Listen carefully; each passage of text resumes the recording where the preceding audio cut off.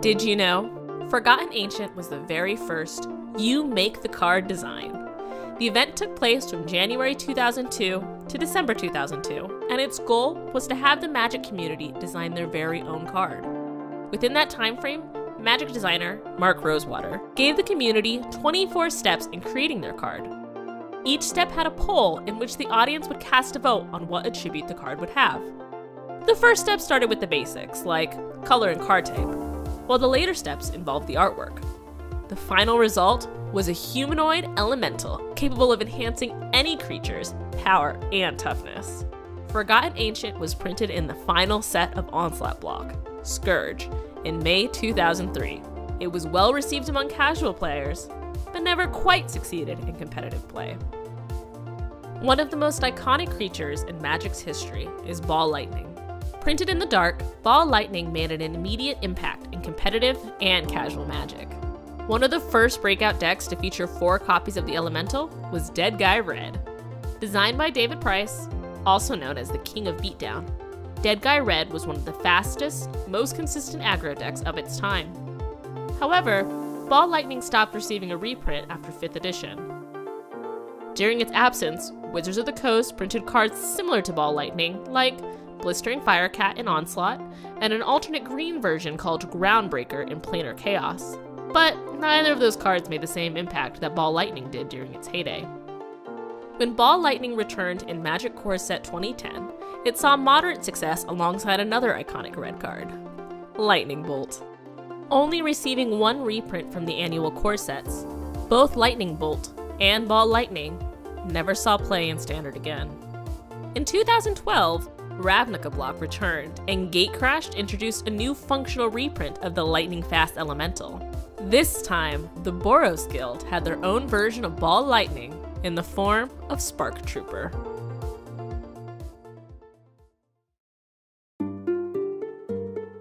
When Mark Rosewater joined the R&D team in 1996, one of the first card designs he created was an elemental creature from Mirage. Named after the first 2 letters of his first and last name, Maro became a very popular green creature, thanks to having its power and toughness equal to the number of cards in its controller's hand.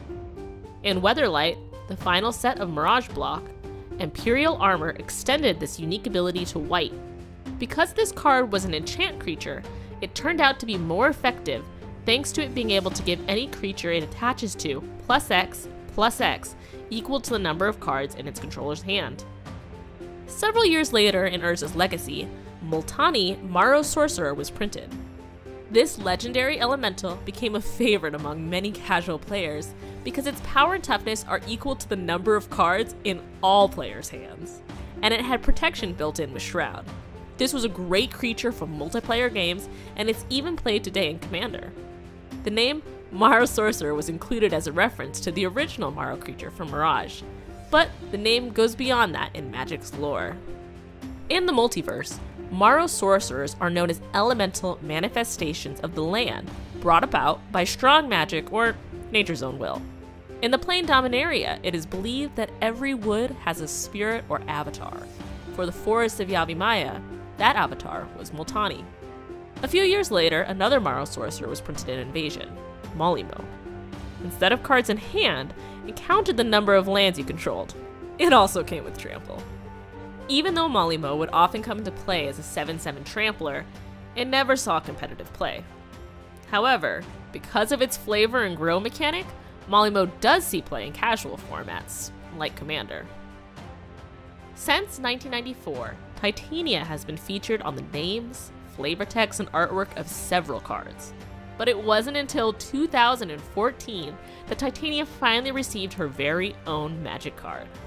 This ancient Maro Sorcerer fought both Urza and Mishra to save the Forest of Argoth during the Brothers' War.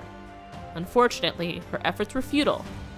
In the final battle, Urza activated a weapon of devastating power and destroyed Titania and Argoth. This event led to the massive climate change across the entire plane, causing the beginning of the Ice Age.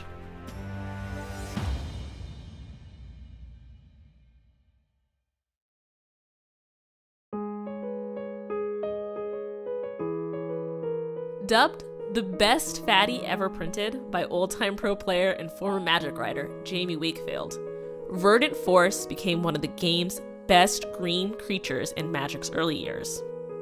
Brought into the limelight in a deck called Secret Force, Jamie championed the elemental fatty to qualify for Pro Tour New York in 1999.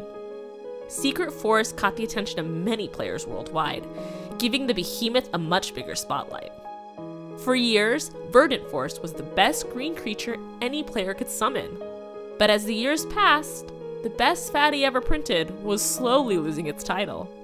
Today, there are far bigger and more powerful creatures than the beloved fatty from Tempest. From the best fatty ever printed, we move to a much smaller elemental, Aquamoeba. Not as powerful as its counterpart, Wild Mongrel, Aquamoeba's role in green-blue madness was just as important. Both have the activated cost of discarding a card, which was essential to enable all creatures with madness to be played. For a very long time, Wild Mongrel and Aquamoeba were some of the best 2-drops the game had ever seen. But, just like Verdant Force, their glory days slowly faded away. Well, that's all we have for this episode. Please stay tuned as we cover more elementals in a future installment of Did You Know Magic? This has been Athena Froehlich.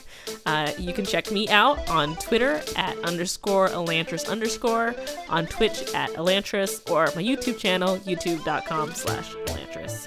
And don't forget to subscribe to Gathering Magic, and thank you so much for watching.